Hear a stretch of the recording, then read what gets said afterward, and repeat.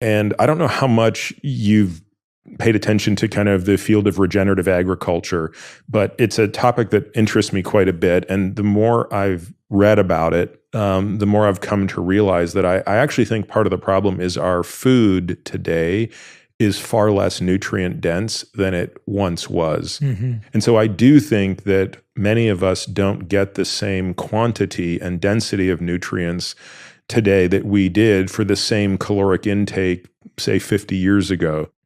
And the proponents of regenerative agriculture would argue that a big part of that has to do with soil health. So as the health of the soil has deteriorated with more tillage, more fertilizers, less crop rotation, all of these things, the net result of that is the plants themselves are less healthy. So when you're eating a plant, you're getting less nutrient density. And of course, when you're eating meat, if you're an omnivore, the meat is also less healthy and less nutrient dense because it's eating a less nutrient dense plant, which is growing in a less nutrient dense soil. And so the old adage that, it's hard to be healthier than the animal you eat, which can't be much healthier than the plant it eats, which can't be much healthier than the soil it grows in, brings this whole thing full circle.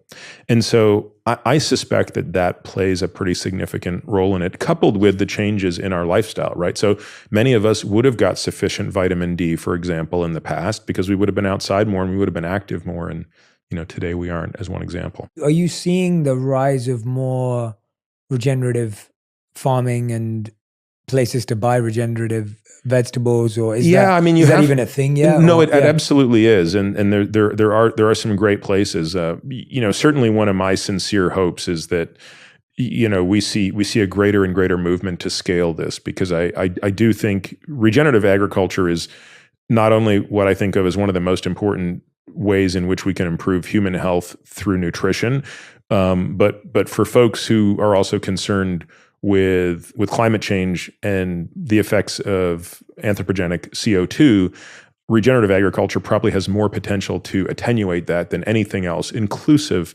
of electrifying the entire transportation grid. And that's a pretty bold statement. It is. It's very bold. And that's why I want to dive into it too. Like, what gives you confidence to make that bold statement? Like, what have you seen that has given you that conviction?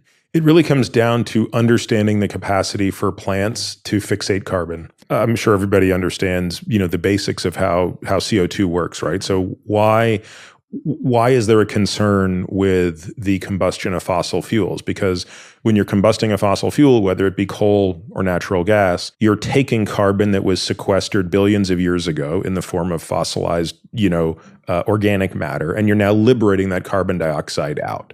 So how do we get carbon dioxide back in the system? Well, plants do that. So plants have a capacity to do something that no animal does, which is they fixate carbon. So fixing carbon literally is just the chemical process of taking a carbon out of CO2 and attaching it to another hydrocarbon. The way that regenerative agriculture works is by storing more and more CO2 and carbon specifically in the soil. So right now, the way conventional agriculture works, when you're constantly tilling the soil, you're leaching carbon out of the soil.